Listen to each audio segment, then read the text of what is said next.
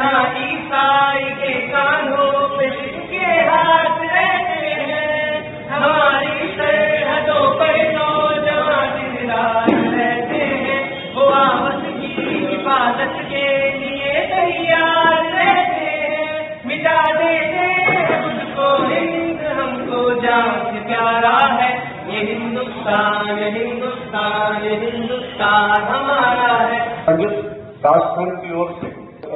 मानवाधिकार दिवस के रूप में सेलिब्रेट किया जाता है, लेकिन जब हमारे अंतर्गत ये हो जाता है कि मेरा क्या, मुझे क्या मिला, मैं कहाँ हूं, मुझे किस ऊंचाई पे पहुंचना, मैंने क्या पाप प्राप्त कर लिया, मेरी तनख्वाह कितनी है, मेरा मकान कैसा है, मेरी दुकान कैसी है, मेरी भौतिक संसाधन मेरे कैसे है, तो दुनिया बाजार हो जाए, दुनिया परिवार है, यही दोनों में अंतर है। खासतौर से अंतर्राष्ट्रीय मानवाधिकार एसोसिएशन के पदाधिकारी और सदस्यों के लिए कि हमारे बीच ऐसी शख्सियत यहाँ मौजूद हैं। मैं आप लोगों से बस एक बात यही कहना चाहता हूँ कि ज्यादा से ज्यादा शिक्षा हासिल करिए और अपने अधिकारों को पहचानिए। हमेशा शिक्षा की कमी या नॉलेज की कमी की वजह से हमारा शोषण होता हुआ आया है।